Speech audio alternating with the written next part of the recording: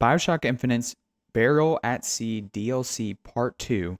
Is it worth playing? The Burial Sea Part 2 DLC is one of the most interesting DLCs I've ever played because it departs very heavily from the core gameplay loop of the Bioshock Infinite core game. Additionally, the DLC is quite long. It's almost the entire length of a normal Bioshock game. Starting off, you are no longer Booker DeWitt. You are playing in the role of Elizabeth, who is in her dream city of Paris. However, you'll quickly realize that things go quite awry and you are plopped right back into Rapture as you were in DLC 1. And so the really cool thing about this DLC, and maybe controversial thing about this DLC, is the combat. Instead of the boomer shooter style that Bioshock and 1, 2, and Infinite were all known for, this really places an emphasis on stealth gameplay. They quite literally introduce new gameplay mechanics in this DLC to accommodate this stealth gameplay that they're going for. For me, I'm not really ever a stealth gameplay person. I don't really like stealth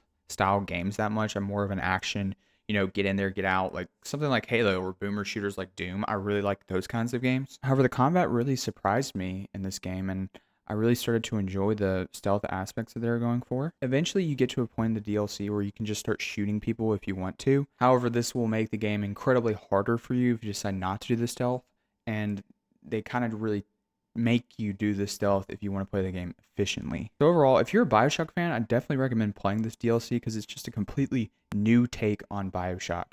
And as a Bioshock fan myself, I just found it really fascinating and almost, curious as to whether we'll see these kind of stealth mechanics in the core gameplay of Bioshock accompanied with the normal Bioshock boomer shooter FPS gameplay. For the story, I don't think there's really much to report on. It is a very personalized story for Elizabeth, but man, they have some really cool factions in the game, and this whole experience that Elizabeth goes on, I think it's just really well done and well designed. So the story, I don't want to give it anything away, but it is really well done, I feel like, in this DLC. So what did I miss? What did I get wrong? Let me know what you guys think down below.